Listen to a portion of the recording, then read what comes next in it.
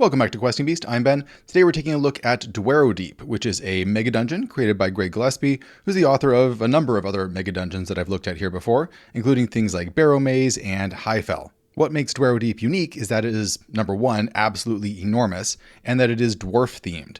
So this is very much an OSR version of the Mines of Moria. In fact, it's very explicitly based on that.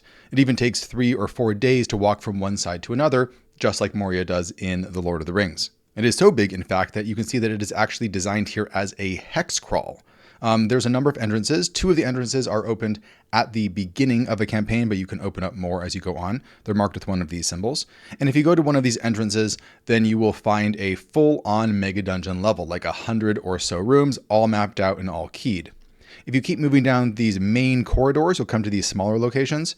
Some of these locations that have a thick border around them are also fleshed out. They're unique locations. However, these smaller hexes right here are locations that are not mapped out for you in the book. Instead, there is a system where you can take a bunch of geomorphs and randomly generate what is present there. All told, there is 6 different entrances and 7 primary encounter areas. So that comes out to basically a 13-level Megadungeon, even though this is all essentially on a flat plane. The geography goes up and down as you travel, but it's not a stacked Megadungeon like a lot of classic ones are. Now, if you look really closely at this map, you can see there's actually lots of tiny little hexes inside here. Each of those hexes is 1 mile across. These big ones are 6 miles across. And as you travel between these major nodes, if you want to, you can start investigating some of these side passages. The little 1 mile hex structure makes it much easier to figure out how far you've gone, when you need to make encounter rolls, when you need to check if your resources are running out, or your torches, and things like that. So you can use these little side passages to maneuver your way around these big ones without having to stay on the main roads, so to speak. Here's some examples of what the different Megadungeon areas look like. So these are entrances. They all tend to take up about 1 whole page. And there's about, 100 or so, anywhere from 50 to 100 rooms for each of these entrance locations. But then you get to the main encounter areas, which are often 2-page spreads and are much larger. So we have some of the main dungeon thoroughfares here, taking you from one part of Dwarrowdeep to another. Some of these are cave systems. Some of them look more like, homes and apartment buildings. Some of them have tracks because they're actually mines. So we have a variety of different types of places we can get to here.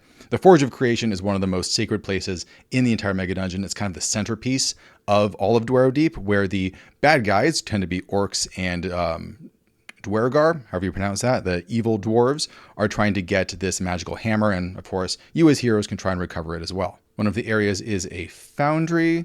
We also have mithril lodes, a giant mining area, very maze-like.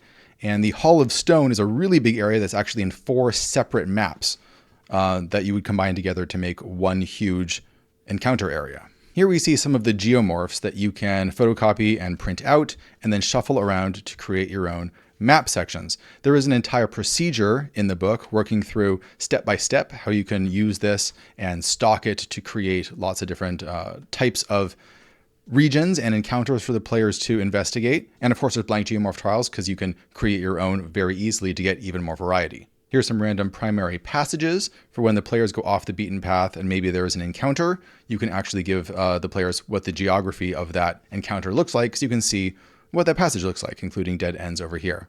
One thing I really like about this book, although I'm not a huge fan of the cover exactly, it feels a bit kind of muddy and vague. A lot of the black and white line art inside the book is really, really great. There's even a cool thing where in all of the dungeon descriptions, you can see an adventuring party exploring the dungeon and going through a lot of the encounters that you might find in the descriptions.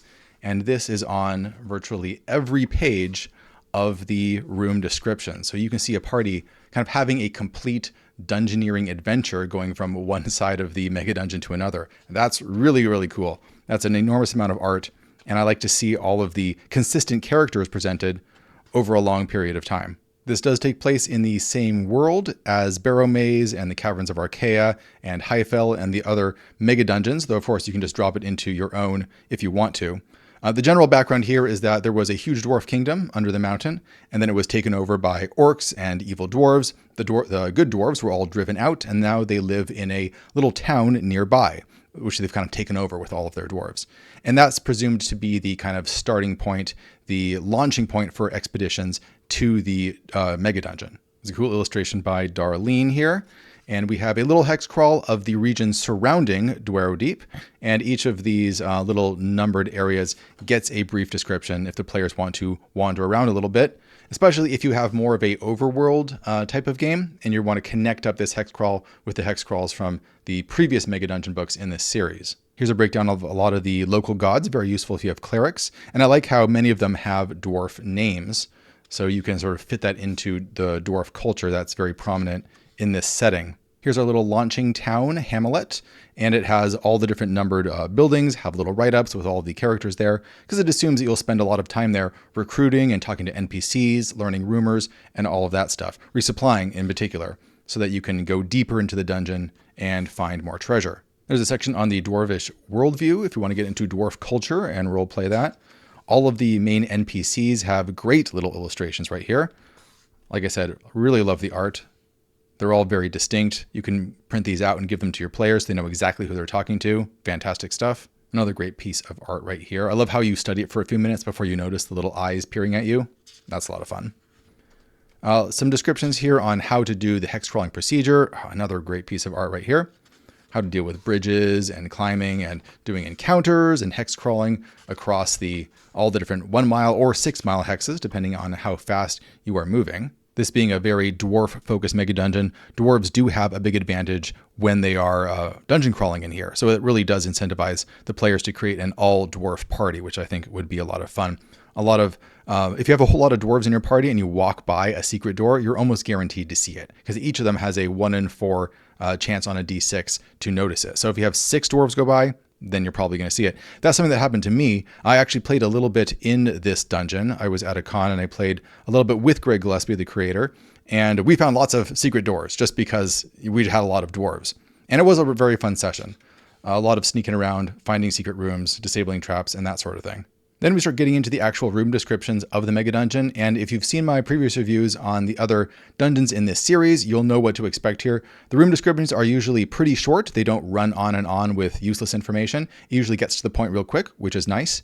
I wish it was maybe structured a bit more so there's more bullet points and stuff, so you can easily see what's obvious and what's hidden. But it's not that big of a deal just because they're fairly short. But I do have a criticism, and it's a similar criticism that I've had to previous dungeons in this series, and that is it is a very vanilla setting. So if you are in a group that likes a very classic style of play, where the game is about being very methodical, going from room to room, you open it up, maybe there's nothing in there, you go to the next one, maybe there's a trap door or there's a tripwire, maybe there's a monster, you go to the next one, maybe that one's empty, the next one, maybe there's a broken statue and some junk on the floor. That's the kind of dungeon that this is. The rooms don't have a huge amount of variety. There's not a lot of high weirdness that you would typically see in more recent OSR type adventures. There's not a lot of strange tricks and traps. It's very straightforward. So if you're looking for a lot of variety and a lot of wonder and weirdness in your dungeons, which I think a lot of people are, this might not be the adventure for you. However, if you're into a more classic style of play, which is a lot slower, it's more methodical, and it likes the dungeon environments to be more realistic. I mean, it's a fantasy dungeon, but it is really structured like a dwarf fortress, like a dwarf kingdom underground. And you're actually invading it. And there are, people in there who don't want you to be there, and they will push back against you. And it goes on and on and on for miles. In fact, this could be a thing where you want to recruit lots of hirelings or mercenaries to help you clear out larger sections of this enormous place. And if you're in a group that really likes that style of play, then this could be a really good game for you. When it comes to magic items that you can find, they typically just improve one stat or another, make it easier to hit. Maybe they do more damage to a certain type of enemy. When it comes to treasure, you have, big lists of gems and what types of gold and what types of coins that you find there. And you'd have to figure out if you can fit those in your backpack, and then you move on. Now, when I played in a session of this game, I actually had a really good time, though I'm not sure how much of that was due to the group of people that we had being really good and Greg being a really good dungeon master, and how much that was based on the encounters and the stuff that was in the adventure, which is generally pretty straightforward and, like I said, pretty vanilla. With a very proactive, very energized group of players and a great dungeon master, I think you could have a lot of fun with this, as long as you kind of went in knowing the sort of dungeon that it is. After about 140 pages of room descriptions, we get to a section in the back with new magic items, like the Potion of Corruption or a Rune Hammer or a Winged Hammer. A list of some of the minor and major rune stones, which are some great treasure items that you can find. Often they have spell-like abilities that can really turn the tide or adds for a little bit of creativity in terms of how you interact with the dungeon. There are Dwarven Rings of Power, 7 of them, of course, and a whole bunch of new spells as well that you can drop into this dungeon or add to whatever game you're playing. Some new monsters, a lot of them pretty similar to standard D&D monsters, but often fitting this particular setting a bit better. There's also a nice selection of pre-generated characters, NPCs that you can run into while you are wandering about, and they all have great little illustrations right here. And some rival adventuring parties. Reg's Dregs, the Second Sons, the Wolverines, Ulag's Outlaws. And they all have stats, and they all have a little picture of the whole group. It's really great. Character sheet is fantastic as usual. The whole thing is assumed to be, a BX-ish type game, although it would be very easily adaptable to really any old school D&D type game. One fun thing is that there's a number of secrets hidden in the character sheet. I'm not going to give away what they are, but players who decipher them can find ways to gain advantages in the dungeon. Just as in many old adventures like Tomb of Horrors, there is a whole illustration book here. And these are tied to particular places, either on the overworld hex crawl or in the dungeon below, so that when the players approach, say, one of the main entrances, you can say, you see this, and actually show them this picture, and they get a very visceral sense of what it is that they are entering. And great pictures of other entrances and the mountains. Some notable locations inside. That reminds me a lot of that scene from Lord of the Rings. And a lot of these pictures really give you a sense of the scale of this place, how huge it is, the silence, the echoes that would go about as you wander through the passageways. It's great at building atmosphere. There's a pretty creepy one, showing some of the bricked walls that you can break down in order to get more treasures at the cost of time and noise. That's a mechanic in here we've seen ever since Barrow Maze.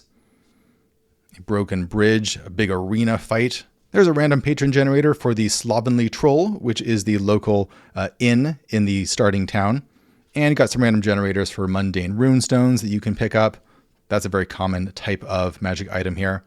And then the map again, which we have seen before. So that's it for Dwarrowdeep. If you are a fan of the previous dungeons in this series, then, you'll probably like this one too. It could also be a good choice for groups that want to try out a more vanilla, classic style of play with a very large dungeon, and they want to practice those very methodical procedures of moving through gigantic underground spaces, slowly clearing them out. As usual, I will put links in the description below where you can pick this up in PDF or in print form if you want to get a copy for yourself. And before we go, a huge shout out to all of my patrons over on Patreon who help support the channel and keep this whole thing going. Anyone who is a Patreon supporter gets access to the secret Questing Beast Discord channel where we chat about all things role-playing games and old school gaming. Thanks for supporting the channel, everyone. It means a lot to me. All right. Thanks for watching, everyone. I'll see you next time.